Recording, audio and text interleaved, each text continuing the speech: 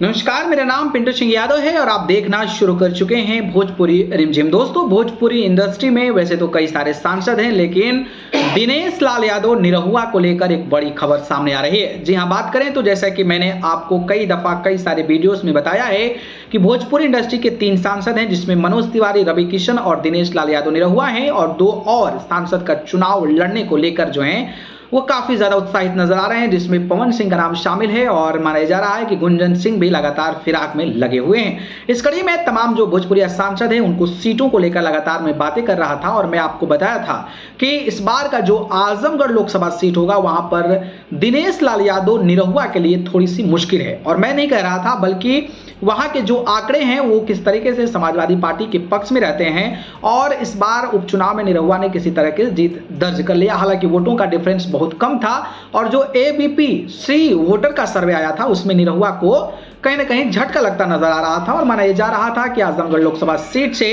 अखिलेश यादव जो सपा सुप्रीमो हैं, पूर्व मुख्यमंत्री रह चुके हैं, वो अगर चुनावी मैदान में उतरते हैं तो निरहुआ के लिए बड़ी आफत बन सकती है, मुश्किल बन सकती है। नहीं तो अगर शिवपाल सिंह यादव भी जो चाचा हैं उनके और महासचिव हैं समाजवादी पार्टी के, वो भी चुनाव मैदान में उतरते हैं तो उनको भी कहीं ना कहीं निरहुआ को मात देंगे। तो ये 2 लोगों की चर्चा थी, लेकिन इस कड़ी में अब निरहुआ को लेकर एक खुशखबरी सामने ये आई है कि शिवपाल सिंह यादव को आजमगढ़ से नहीं लड़ाया जाएगा। यानी कि शिवपाल सिंह यादव को बदायूं लोकसभा सीट से टिकट दे दिया गया है, जिसके बाद अब जो है निरहुआ की जो चेहरे पर मुस्कुराहट है वो अब नजर आएगी। लेकिन एक और अभी पेच फंसा हुआ है कि अखिलेश यादव ने अभी तक डिसीजन नहीं लिया है कि वो कहां से चुनाव लड़ेंगे। अगर अखिलेश यादव कन्नौज से चुनाव लड़ते हैं तो फिर निरहुआ का रास्ता जो है लगभग क्लियर हो जाएगा।